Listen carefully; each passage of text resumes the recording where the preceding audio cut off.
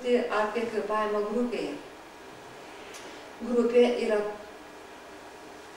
puikus veidrodis mūsų pačių. Kartais atsitinka ir sako, man nepatiko, aš negalėjau kvėpuoti, man labai trukdė, ten žinau, tas labai taip darė, o taip darė, ir ten taip, ir aš negalėjau susikaupti, ir labai blogai man buvo, ir žinote, ir čia taip labai negerai.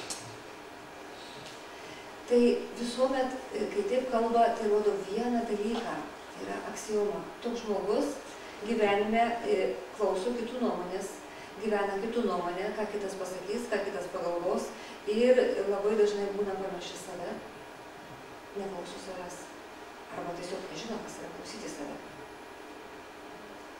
Ir atsidūręs tokiai situacijai, jisai vėl fokusas ten, ir jisai net negirdi savęs, ką jis daro, ar jisai net negali daryti.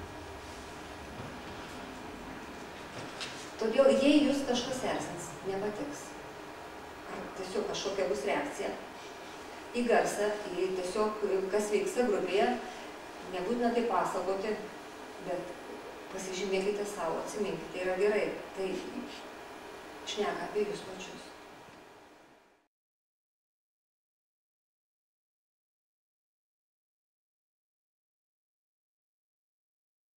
Galima prieš kvėpavimą statyti tikslus, ketinimus, ką kvėpavimo metu išgydyti, ką kvėpavimo metu išlaisvinti, ką kvėpavimo metu harmonizuoti.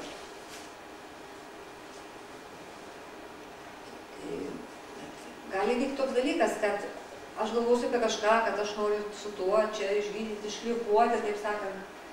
Ir gali vykti tai, kad pradėsiu kvėpuoti ir kvėpavimas, kaip ta stebuklinga upė mane nuves ir aš pamatysiu, kad tai nėra klausimas.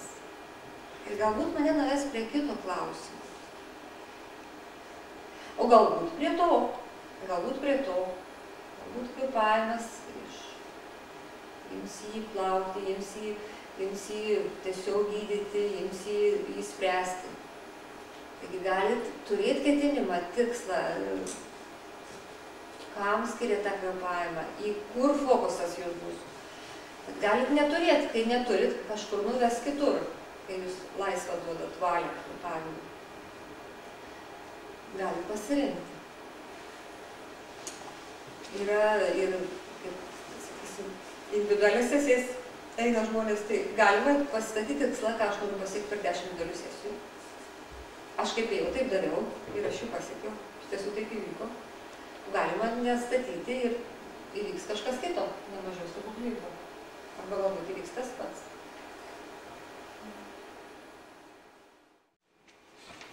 Galite tiesiog dėmesiu būkite, galite būti dėmesiu prieš kvėpavimą, galite apie tai galvoti, tiesiog mąstyti, suvokti savo tą problemą, prisiminti ją. Kvėpavimo metu, jeigu tai žinomas konkreti vieta ar organas, būti dėmesiu kvėpuojant sesijos metu, galbūt ateis kažkokie atsakymai, galbūt vyks energijos pratekėjimas pro tą vietą, galbūt jūs kitaip suvoksit, pamatysit būtent ten, kas laikyti dėmesį toje kvėpavimo metu, toje problemoje, ką jūs vadinat problema. Bet jeigu kvėpavimas jūs nuves kitur, tai tiesiog bus jau rodys kažką kitą. Bet jeigu jūs kvėpavimas laikys ir tuomet būsit dėmesio ten ir gausit, ateis tam tikrą informaciją.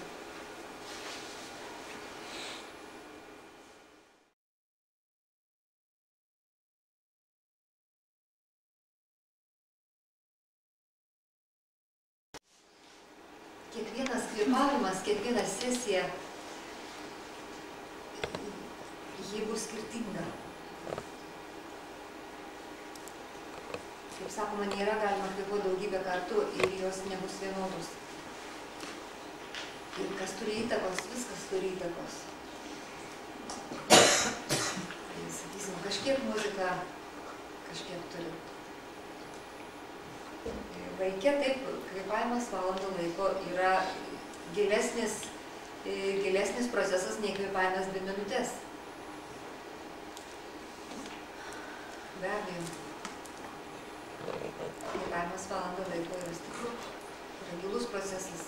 Žmogus kvėpuoja energiją, ją kviečia, vis atsiveria ir vėl kviečia, ir vėl atsiveria, ir vėl kviečia, ir paleidžia, ir tęsia, ir leidžia jai tekėti.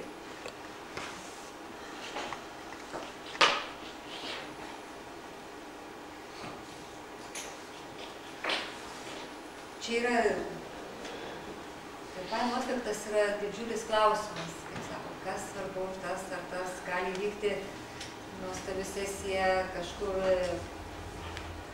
pas visai nepatyrusi specialistą ir atvirkščiai, ir tai yra stebuklas, dieviškas stebuklas, dieviška paslaptis. Jei mes einame į kvėpavimą susikaupę, atsakingai, pasiruošę, su nusiteikimu, kaip į nuostabų, gražų dalyką, kaip einam pasiruošę. Jei einam pasiruošę, tiesiog tęsiam, tiesiog kvėpuojam, kviečiam energiją ir tai ir vyksta stebuklas.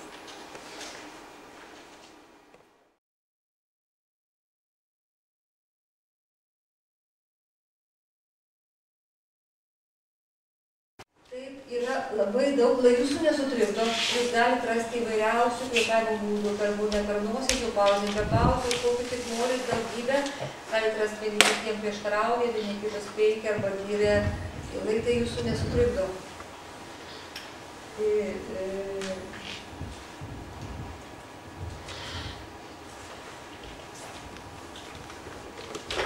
Kvėpavimas eina kaip auksiniai dietai per visas praktikas. Joga, kriya, joga, pranayama, vardinkite, ne, iki bodifleksų. Ir labai dažnai kvėpavimą pateikia labai skirtingais būdais. Tai mano supratimu, tai yra, kad kvėpavimas tai yra žvaigždė danguje. Iš jo paima spindulį ir padaro mokyklą. Darykit tai, sekite praktiką, kuri jums tinka, kuri jūs veda harmoniją, jėgą, laisvę, pasitikėjimą, atrasti tokią ir ją tęskite. Jeigu darot vieną dalyką, labai čia jūsų yra įvairiausių, pasaulis yra labai įvairus, praktikos labai yra įvairius. Tiesiog leiskit jom būti.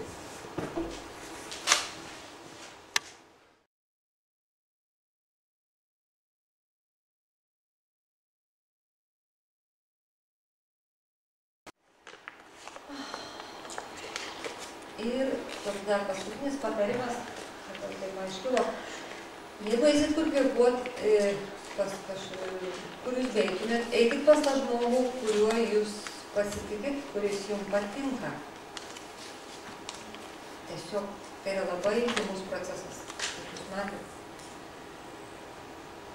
Tai yra vienas, tai nėra mano išgalvota, tai yra toks tradicinis, kaip Leonardas Sauras, jis yra žadėjęs ir šios praktikos yra jo puslapį parašyta, kaip išsirinkti rebesurį, parašykit 3 laiškus, paprašykit CV, ką moka, kokios patirtys, mokėsi, atsiliepimą ir išsirinkit geriausią.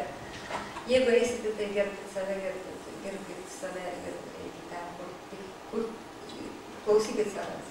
Toks patarimas dėl to, nes tai yra stipri praktika ir papulkit į geras rankas. Jeigu tai darysit, aš jums linkiu.